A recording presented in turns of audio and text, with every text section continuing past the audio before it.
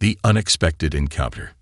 Captain Sarah Chen pressed her palm against the cool observation deck window of the exploration vessel Wanderer and watched the stars shimmer like scattered diamonds across the void. 3 months into their deep space mission, her crew of 45 had mapped 7 new star systems and discovered 2 potentially habitable worlds. The routine had become comfortable, almost peaceful, until today. "Captain, you need to see this," called Chief Engineer Marcus Webb from the main console, his usually calm voice carrying an edge of excitement mixed with concern. Sarah pushed off from the window and glided across the zero-gravity observation deck toward the ship's central command hub. The Wanderer was humanity's most advanced exploration vessel, designed for long-range missions into uncharted space. Unlike the bulky military ships that stayed close to Earth, the Wanderer was built for speed, efficiency, and adaptability. Her crew represented the best of human diversity: scientists, engineers, diplomats, and explorers from every continent on Earth, united by their shared curiosity about what lay beyond their home solar system. "What's the situation, Marcus?" Sarah asked as she secured herself in the captain's chair. The bridge buzzed with quiet activity as her officers worked at their stations, but she could sense the underlying tension that came with the unknown. Dr. Elena Vasquez, the ship's xenobiologist, looked up from her scanning equipment with wide eyes. "Sarah, we're detecting massive energy signatures approaching from the Kepler 442 system. Whatever's coming our way is absolutely enormous." Lieutenant Commander David Park, the ship's tactical officer, added his own disturbing news. "Captain, I'm reading at least 50 distinct energy sources, all moving in perfect formation. These aren't natural phenomena. We're looking at artificial constructs, and they're headed directly for us." Sarah felt her pulse quicken, but her voice remained steady. "How long until they reach us?" "At their current speed, approximately 37 minutes, Marcus replied, his fingers dancing across holographic displays as he analyzed the incoming data. "Captain, the energy output from their lead vessel alone is greater than our entire planetary defense grid back on Earth." The bridge fell silent for a moment as the implications sank in. Humanity had been searching for signs of intelligent life for centuries, and now it seemed intelligence had found them first. Sarah looked around at her crew, seeing the same mixture of excitement and apprehension reflected in their faces that she felt in her own chest. "The Zephyrian fleet arrives." Communications Officer Lisa Rodriguez suddenly straightened at her station. "Captain, I'm receiving a transmission. It's in perfect English, somehow." "Put it through," Sarah ordered, settling back in her chair as the bridge speakers crackled to life. A deep, resonant voice filled the command center, speaking with the kind of authority that suggested it was accustomed to immediate obedience. "Primitive vessel of the 3rd planetary body from the Yellow Star, you have been detected within the territorial boundaries of the Zephyrian Empire. I am Supreme Admiral Corvin Thrax of the Imperial Conquest Fleet. Prepare to receive our diplomatic envoy for immediate compliance assessment." Sarah blinked several times, then looked around at her crew. David was trying to suppress a grin. Elena had her hand over her mouth, and Marcus was shaking his head with obvious amusement. "Did he just call us primitive?" whispered Lisa, barely containing her laughter. "And apparently we're supposed to comply with something before we even know what it is," added David with a chuckle. Sarah cleared her throat and activated the communication system. "This is Captain Sarah Chen of the Earth exploration vessel Wanderer. We're honored to make contact with the Zephyrian Empire. However, we're not quite sure what you mean by compliance assessment. We're on a peaceful scientific mission to explore and document new star systems." The response came immediately, and the voice carried a tone of obvious surprise. "You question the authority of the Zephyrian Empire. This is unprecedented. All species submit to immediate evaluation upon first contact. It is the natural order of galactic civilization." Elena leaned over to Sarah and whispered, "Natural order. These guys have some interesting assumptions about how the universe works." The space around the Wanderer suddenly erupted in brilliant light as the Zephyrian fleet dropped out of hyperspace. What appeared before them defied description in terms of sheer scale and obvious intent to intimidate. The flagship alone was easily 2 kilometers long, its hull covered in massive spikes and weapon arrays that pulsed with menacing red energy. 50 smaller vessels, each still dwarfing the Wanderer, arranged themselves in a perfect battle formation around the flagship. "Holy cow," Marcus breathed, studying his engineering displays. "Sarah, that lead ship has enough firepower to glass an entire continent." But Sarah noticed something else entirely. "Look at the design philosophy, team. Every single element of those ships is designed to look as threatening as possible. The spikes serve no functional purpose, the weapon placement creates firing blind spots, and those energy displays waste enormous amounts of power just to look scary." David nodded enthusiastically. "It's like they prioritize looking intimidating over actual combat effectiveness. Those ships are built to make enemies surrender without fighting." The diplomatic exchange. Admiral Thrax's voice returned, now carrying a tone of growing confusion. "Your species demonstrates unusual calm in the presence of imperial might. Observe the fate of those who have opposed the Zephyrian Empire throughout galactic history." The main screen activated, displaying holographic images of destroyed worlds and conquered civilizations. Massive Zephyrian fleets reduced cities to rubble, while alien populations fled in terror or knelt in submission. World after world fell to the same overwhelming display of power, each species following an identical pattern: initial resistance, recognition of superior force, and complete surrender. For 3,000 galactic cycles, Admiral Thrax continued, no species has successfully resisted imperial expansion. The strong rule the weak. This is the fundamental law of galactic civilization. Submit now, and your species will be granted the honor of serving the Empire. Sarah watched the images with growing fascination rather than fear. The same pattern repeated across dozens of different worlds and species. The Zephyrians would arrive, display their military superiority, and wait for the predictable response of terror and submission. "Fascinating," Elena murmured, taking notes on her tablet. "They've developed an entire expansion strategy based on psychological intimidation rather than actual warfare. It's remarkably efficient if every species responds the same way." "But what happens when someone doesn't respond the same way?" asked Lisa thoughtfully. As if answering her question, Sarah stood up and addressed the Zephyrian admiral directly. "Admiral Thrax, thank you for sharing your historical documentation with us. We're genuinely impressed by the scope of your empire's expansion. However, I think there might be a fundamental misunderstanding here." "Misunderstanding?" "There is no misunderstanding, Captain Chen. Submit to imperial evaluation, or face the consequences of resistance." "Well, here's the thing," Sarah continued with a slight smile. "You keep talking about submission and resistance, but we're not really interested in either option. We're explorers, not conquerors or subjects. We came out here to learn about the universe, including new civilizations like yours. How about instead of all this submission business, we just talk?" The communication channel went silent for nearly a full minute. When Admiral Thrax finally responded, his voice carried a tone of complete bewilderment. "Talk? About what?" "Everything," Sarah replied enthusiastically. "Your technology, your culture, your history. We could share information about our own civilization, compare notes on galactic phenomena, maybe even collaborate on some research projects. Think of the possibilities when two different species combine their knowledge and perspectives." The Zephyrian confusion. On the bridge of the Imperial flagship, Eternal Dominion, Admiral Corvin Thrax stood frozen in confusion.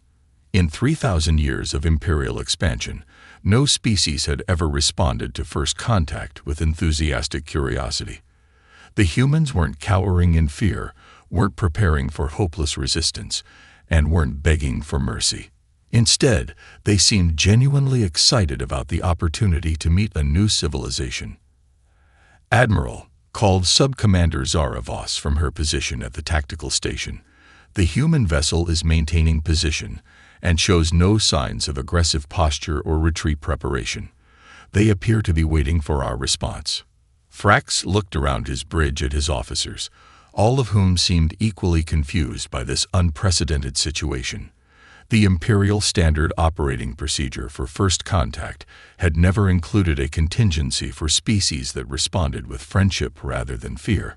Sub-Commander, have you completed the analysis of their vessel's capabilities? Frax asked, trying to regain his composure. Yes, Admiral. Their technology is significantly less advanced than ours, particularly in weapons and defensive systems. However, their ship design shows remarkable efficiency in power distribution and resource utilization. They've achieved impressive deep space capability with relatively primitive technology. Science Officer Krull Nordic, a young Zephyrian who had joined the fleet only recently, stepped forward hesitantly. Admiral, if I may ask, why haven't they responded according to the standard pattern? Every species in our database reacts to Imperial contact with either submission or resistance. Frax considered the question carefully. The Zephyrian Empire had expanded across the galaxy by following a simple formula. Demonstrate overwhelming superiority, allow the target species to recognize their hopeless position, and accept their inevitable submission. It had worked flawlessly for millennia. Perhaps, Frax said slowly, they simply don't understand the situation yet. All species eventually recognize the futility of opposing the Empire. The human response. Back on the Wanderer, Sarah's crew was having their own discussion about the unprecedented situation. The senior officers had gathered in the ship's conference room, a comfortable space with large windows overlooking the Zephyrian fleet. So let me get this straight, said Marcus, leaning back in his chair. We've made contact with a galactic empire that has conquered thousands of worlds by showing up and basically saying surrender or else, and every species they've met has eventually said, okay, sure, we surrender. That's about the size of it, confirmed Elena. And now they don't know what to do because we said, hi, nice to meet you. Want to be friends? David laughed, shaking his head. You have to admit, it's pretty funny. They'd got this whole intimidation routine down to a science, but they've never encountered someone who responds to intimidation with curiosity. Lissa looked up from her communication logs. Sarah, they're sending us additional data about their empire. Historical records, territorial maps, technological specifications. It's like they're trying to convince us that we should be impressed enough to surrender. Are we impressed? Sarah asked her team. Absolutely, replied Elena immediately. Their civilization has achieved things that would take us centuries to accomplish. But impressed doesn't mean intimidated. If anything, it makes me more curious about how they develop their technology and social structures. Marcus nodded in agreement. Plus, I'm seeing some really interesting inefficiencies in their ship designs that we might be able to help them optimize. Their energy distribution systems are powerful, but incredibly wasteful. And their expansion strategy, while effective, seems to have a major blind spot, added David. They've never learned to deal with species that don't fit their expected response patterns. Sarah smiled as she listened to her crew's analysis. This was exactly why she loved working with humans. Faced with something completely unknown and potentially dangerous, their first instinct wasn't fear or aggression, but curiosity and the desire to understand and help. All right, team, she said, standing up from the conference table. Let's go make some new friends. Lisa, open a channel to Admiral Frax. It's time for some real diplomacy. As the crew returned to their stations, none of them could have predicted that this first contact would change both civilizations forever. The Zephyrian Empire was about to learn that there was more than one way to be strong, and humanity was about to discover that sometimes the best way to deal with an overwhelming force was simply to offer it a hand in friendship. The stage was set for a cultural exchange that would challenge every assumption both species held about power, strength, and the nature of galactic civilization itself. The misunderstanding. The cultural exchange begins. 3 hours after first contact, Captain Sarah Chen found herself in the most unusual diplomatic meeting of her career. The Wanderer's main conference room had been hastily converted into a cultural exchange center, with holographic displays showing everything from human art to Zephyrian military formations. Admiral Thrax had agreed to a formal meeting, though his confusion was evident in every transmission. Captain Chen. Admiral Thrax's voice carried a mixture of authority and bewilderment through the communication system. The Imperial High Command has reviewed your species' unusual response to first contact. We have decided to conduct a cultural assessment before proceeding with standard integration protocols. Sarah exchanged glances with her senior staff. Dr. Elena Vasquez had been documenting every aspect of their interaction with the Zephyrians, while Chief Engineer Marcus Webb continued analyzing their technology with growing excitement. Lieutenant Commander David Park monitored the tactical situation, though it was clear the Zephyrians weren't preparing for battle. "We're honored by your interest in our culture, Admiral," Sarah replied diplomatically. "We're equally curious about yours. Perhaps we could start with some basic information exchange." Information exchange. Thrax's tone suggested this was another unprecedented concept. The Empire does not exchange information with unconquered species. However, we are willing to educate you about galactic civilization standards. Marcus leaned over to Sarah and whispered, "They really don't have a framework for dealing with equals, do they?" What followed was perhaps the most one-sided cultural exchange in galactic history. Admiral Thrax began transmitting detailed information about the Zephyrian Empire's structure, history, and territorial holdings, clearly expecting the humans to be overwhelmed by the scope of their civilization. The Empire spans 47,000 star systems, Thrax explained, his voice carrying the pride of millennia of conquest. "We have incorporated 3,847 different species into our civilization, each contributing according to their abilities and serving according to their station.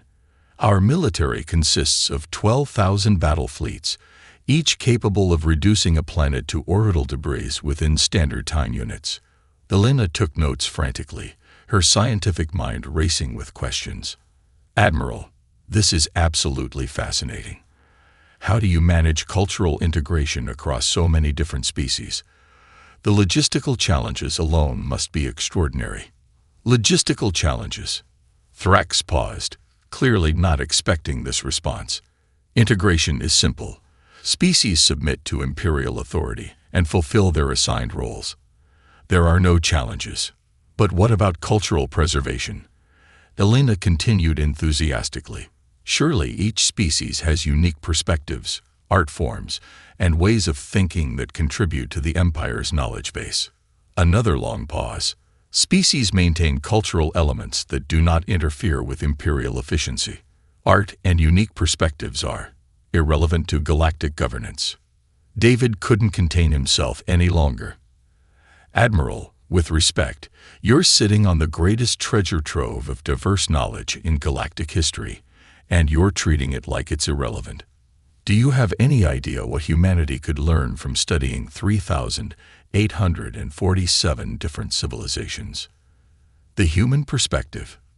The conversation that followed would be remembered in both civilizations as the moment when two completely different approaches to galactic civilization collided.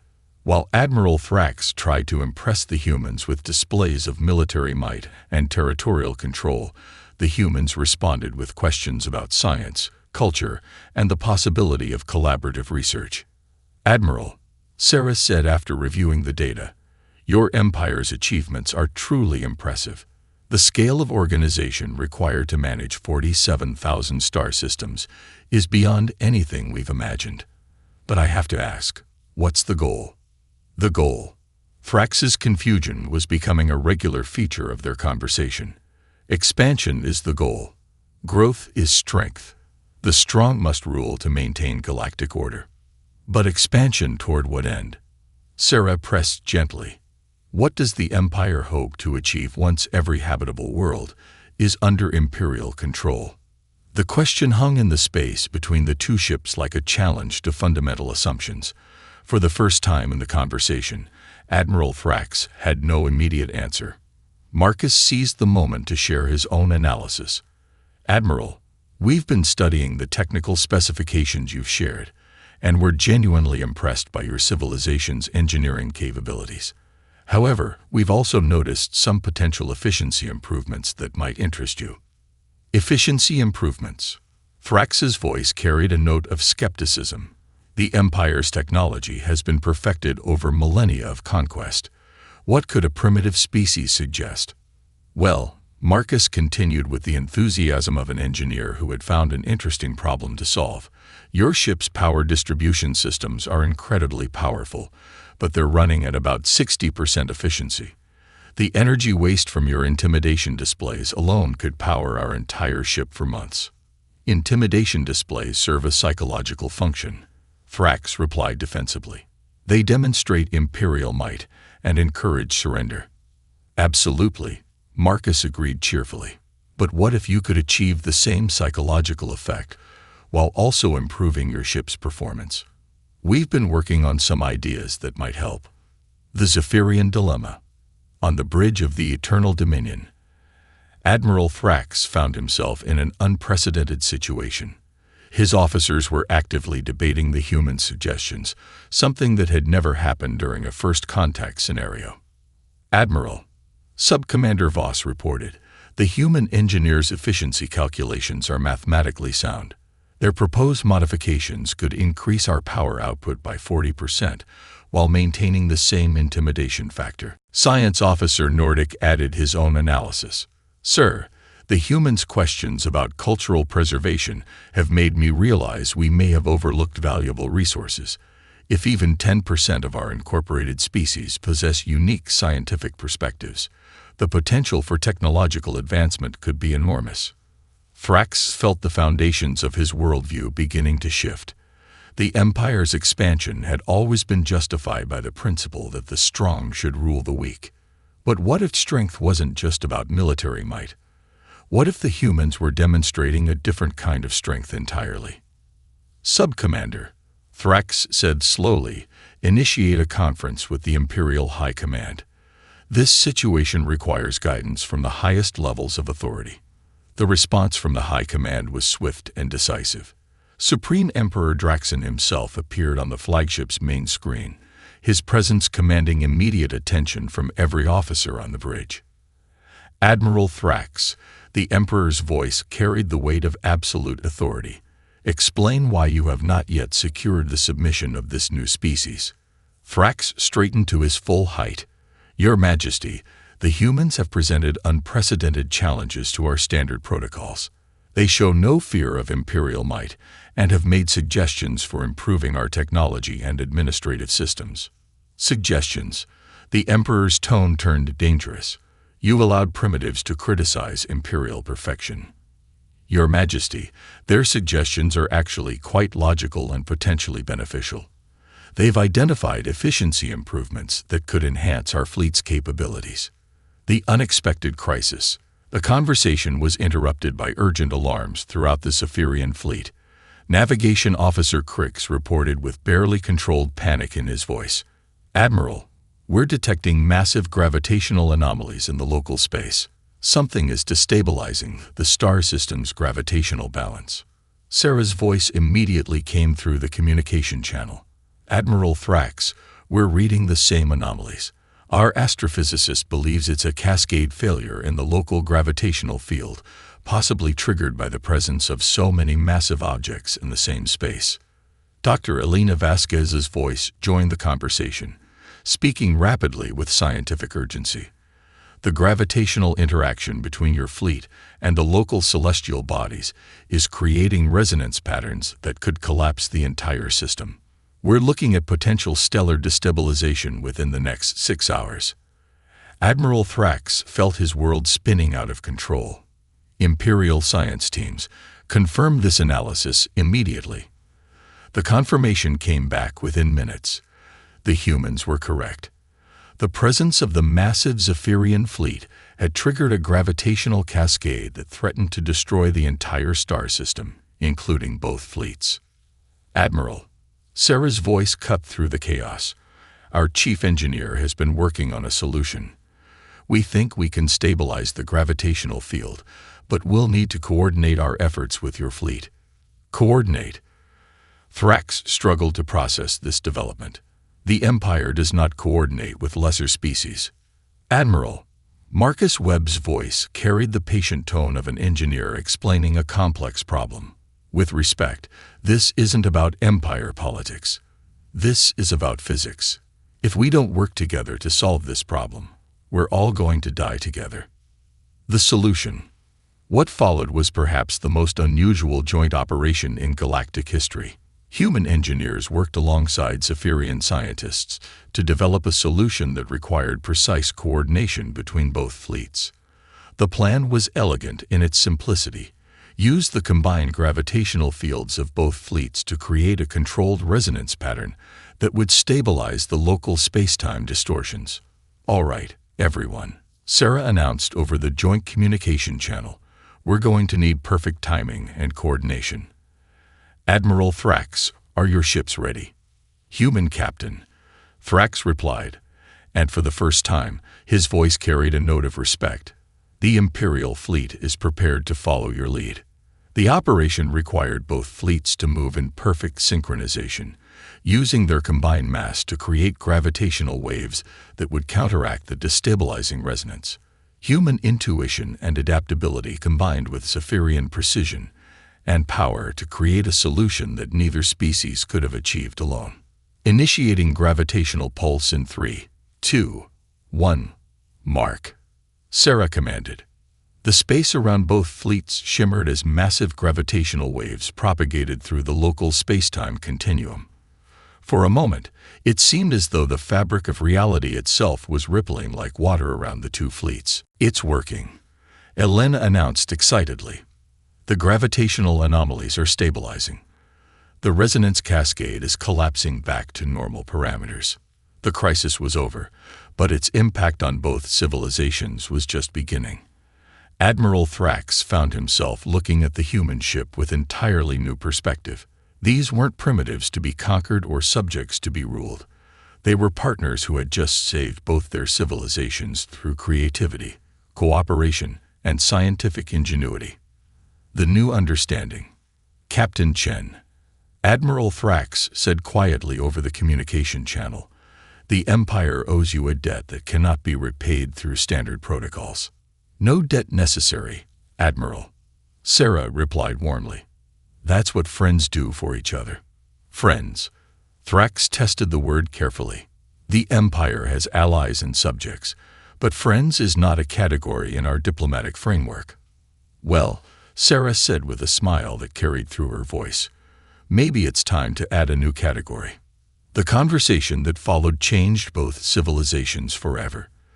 The Zephyrian Empire learned that strength could come from cooperation rather than domination, while humanity discovered that the galaxy was full of potential partners waiting to be met with curiosity rather than fear.